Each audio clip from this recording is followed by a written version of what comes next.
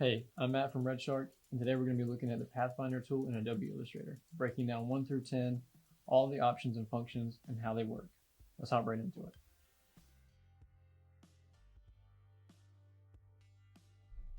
Okay, so like I said in the intro, today we're going to be looking at the Pathfinder tool in Adobe Illustrator. To access your Pathfinder panel, what you're going to want to do is hit Window, and then scroll down until you find Pathfinder on the list, and click it, and it'll pull it up. And as you can see here, we have 4 modes at the top that are classified as shape modes, and then 6 at the bottom, which are considered pathfinders. But generally speaking, all of them are pathfinders at the end of the day. So we're going to take a step through all of them.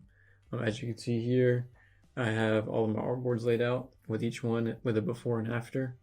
And if you're following along with the blog on our website, each one of these artboards will be their own image. So you can always revert back to those instead of having to pause the video and catch up. So I'm just going to zoom in here to our first shape mode, which is Unite. Get this nice and big, and then we can look at it together. All right, to start us off, let's go ahead and select both these shapes. And as you can guess by the name, a lot of these are that way, where the name basically insinuates exactly what's going to happen.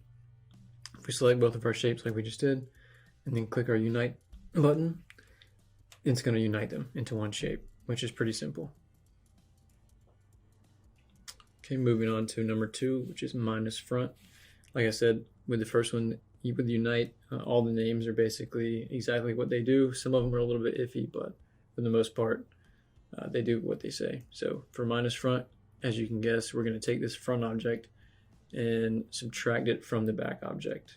We do this and click minus front. We're left with just that back object, and we've subtracted what was here to begin with.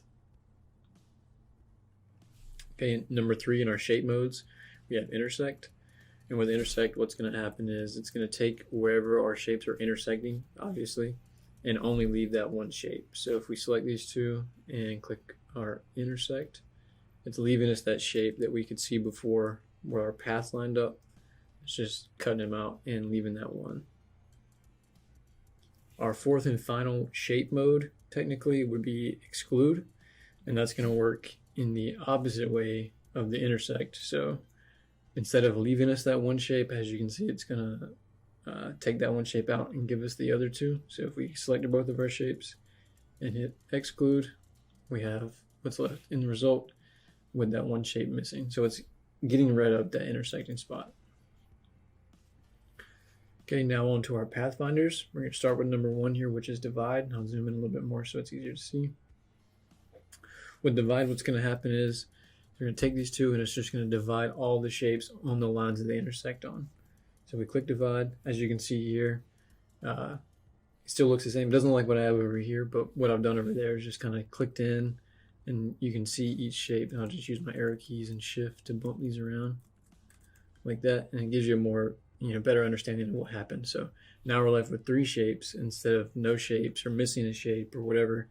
You have everything that you had before, but they're just in their own little element. And all these pathfinders will group these elements as well, so they'll all be in their own group until you go up and click, object ungroup or use your shortcut or right click and all that mess. So just keep that in mind that they're going to be grouped after you click one of these options. Okay, so number 2 under the Pathfinder options is going to be trim, and this works similarly to the first one, but instead of getting this that middle image, we're going to be trimming our background image or background shape with our foreground shape. So we select those two and click trim and click into our group here. I can move this one around and show you that there's no pink shape underneath this green shape. What it's done is just deleted what was under there to begin with. Okay, so moving on to number 3 here in our Pathfinder options, merge. It works very similar to trim. However, with this one, you're able to use objects that have strokes on them. So they look the same as an end result, but if this shape did not have a stroke, it would be just like trim. What we can do here is select these 2 objects and hit merge. And what that does is cuts them like I did before, but it allows you to use elements that had strokes. So I can always go back in here and add that stroke back to this element and have 2 separate shapes, but allow myself to have a stroke on this one too. Okay, moving on to number 5, we have crop. And what this is going to do, it's going to act sort of similar to a clipping mask, where whatever shape I have here at the bottom, it's going to clip to that background shape. So here, what I've done is these two shapes, but if I move this up a little bit more and show you a different outcome, we click that, you can see that with this selected, we have the outline of our original shape, and our old shape is inside of it technically. Okay, moving on to number 6, we have outline, which is almost identical to divide like we did first here, but instead of giving us solid shapes, it's going to cut these into their own paths. So if we select these two and click outline, as you can see here, the stroke is so tiny you can't even see it. I'll bump this up a little bit, so we'll do the same over here so it's easier to see. And then I'll click into these, and as you can see, so this becomes its own line. This becomes its own line. This is its own line, and so is this pink one up here. And this works really well for getting files ready for vinyl cutting or screen printing. Okay, and our final Pathfinder option at the end here is minus back, and that works very similar to minus front, but it's in reverse, obviously, the title. So instead of cutting our front shape with our back shape, we're doing the opposite. And what we can do here is just select these two and click minus back, and it's taking that shape that's in the background and cutting it out of the shape that's in the foreground.